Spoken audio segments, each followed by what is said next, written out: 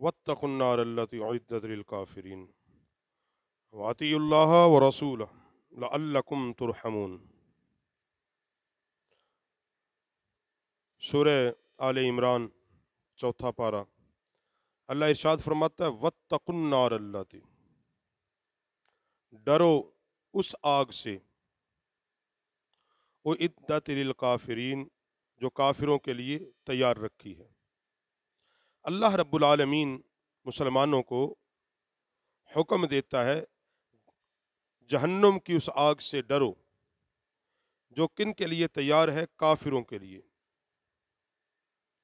एक बात तय है, आप कुरान पाक पढ़ें, और भी आयात इस पर गवाह है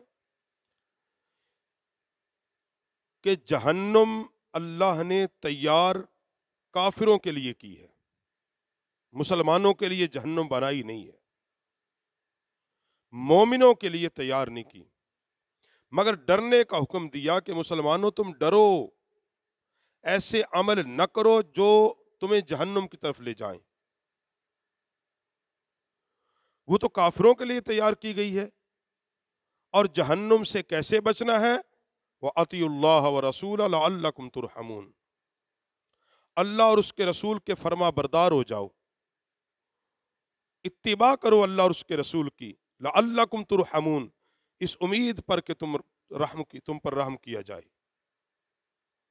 मकसद इत्तिबा क्या है कि हम अल्लाह और उसके रसूल के हुक्म की इत्तिबा क्यों करें? यही अल्लाह ने फरमाया कि इसलिए करो कि अल्लाह तुम पर रहम करे। जब अल्लाह रहम करेगा, वो क्या देगा रहम के बदले? वो जन्नत दे देगा। तो अल्लाह उस वक्त तुम पर रहम करेगा। हम कहते अल्लाह कब मेहरबान होगा? तो अल्लाह की मेहरबानी के लिए शर्त यह है तुम इत्तिबा करो अल्लाह उसके रसूल के हुक्म की।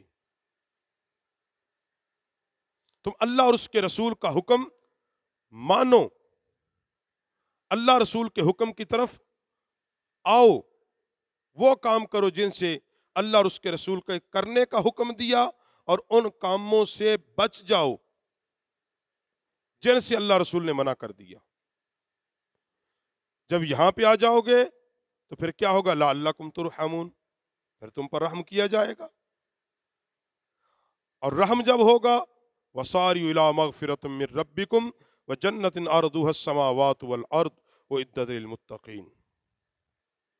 और फरमाया कि दौड़ो अपने रब की उस बख्शिश और ऐसी जन्नत की तरफ, रब्बिकुम व जन्नतिन अर्दुहस समावाति वल अर्द, ऐसी जन्नत की तरफ जिसकी चौड़ान में सब आसमान और जमीन आ जाएं। अल्लाह ये जन्नत का नक्शा खींच रहा है और मोमिनों को दावत दे रहा है कि ऐ लोगो, ऐ ईमान वालो, ऐ मेरी महबूब का कलमा पढ़ने वालो, मेरी तौहीद को मानने वालो, ऐसी जन्नत की तरफ दौड़ो, निकलो, जन्नत के रास्ते पर निकलो। वो कैसी जन्नत है? फरमाया व जन्नतिन अर्दुहस समावातु वल अर्द, उसकी चौड़ाई इतनी होगी, चौड़ाई कि ये सारे जमीन और आसमान उसकी चौड़ाई में आ जाएंगे, भरेगी नहीं, आ जाएंगे। और बात फिर वही आगे आ गई, इतनी बड़ी जन्नत अल्लाह तूने क्यों बनाई, किसके लिए बनाई, किन लोगों के लिए बनाई? उइद्दत लिल मुत्तकीन, ये तो परहेजगारों के लिए है।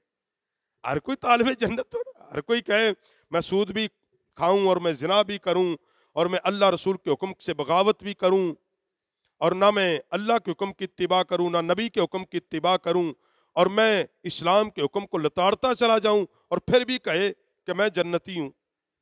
ये उसकी खाम ख्याली है मेरे भाई, ये उसकी एक जाती वहम की खाम ख्याली है। जन्नत किसके लिए? फरमाया उइद्दत लिल मुत्तकीन, जन्नत तो वो हैं जो परहेजगार हैं, मुत्तकी हैं, अल्लाह से डरने वाले हैं।